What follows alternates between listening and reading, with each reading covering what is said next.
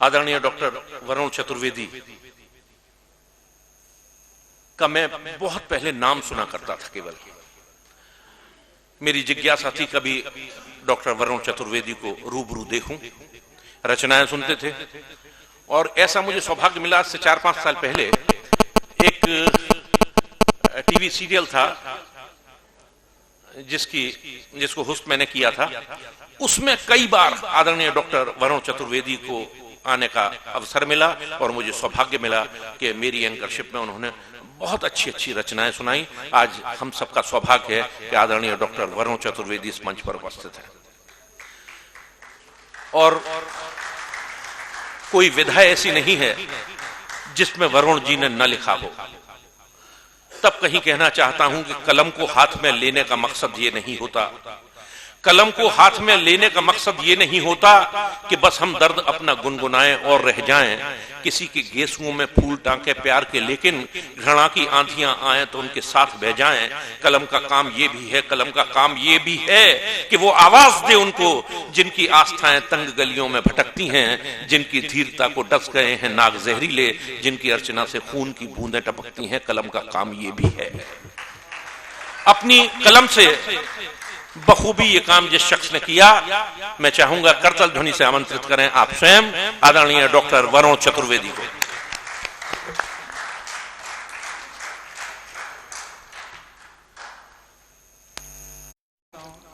मंच के सभी मनीषियों को प्रणाम करता हूं। सभागार में उपस्थित आप सबका वंदन करता हूं, अभिनंदन करता हूं, साधुवाद देता हूं डॉक्टर अनिल जी को। उन्होंने अपने पिताश्री की यादों को 7 वर्ष से संजो रखा है, आगे भी संजो के रखेंगे। 7वां का सम्मेलन है ये। बट वृक्ष हुआ करते हैं पिता बच्चों के लिए। जब पिता नहीं रहते तब मालूम पड़ता, उनकी कमी तब खलती है। 4 पंक्तियां निवेदन करता हूं। अभी बहुत हुल्लड़ भाई बहुत हंसा के गए आपको नवनीत जी, तो आप शायद उस मानसिक स्थिति में बैठे होंगे, पर चूंकि जिस निमित्त ये कवि सम्मेलन हो रहा है, 4 पंक्तियां दायित्व तो समझता हूं, नैतिक दायित्व। 4 पंक्तियां उनके मन के भाव शायद ये होंगे उस समय भी और इस समय भी कि तुम गए पास मेरे गमी रह गई, तुम गए पास मेरे गमी रह गई, मेरी आँखों में केवल नमी रह गई। रात दिन दिल मेरा बस यही सोचता, रात दिन दिल मेरा बस यही सोचता, मेरी पूजा में कब क्या कमी रह गई, मेरी पूजा में कब क्या कमी रह गई। और 4 पंक्तियां निवेदन करना चाहता हूं। रास्ते में आ रहा था बस में, मैं भी अपने पिताजी को याद कर रहा था, तो मेरे 4 पंक्तियां आई दिमाग में। शायद सब लोग अपने अपने पिताओं को याद करते ही होंगे, उनके पिता अगर स्वर्गवासी हुए होंगे तो, क्योंकि जब तक पिता होते हैं तब तक बच्चा अपने आप को बच्चा ही मानता है, चाहे वो 60 साल का हो जाए, 70 का हो जाए। 4 पंक्तियां और पढ़ना चाहूंगा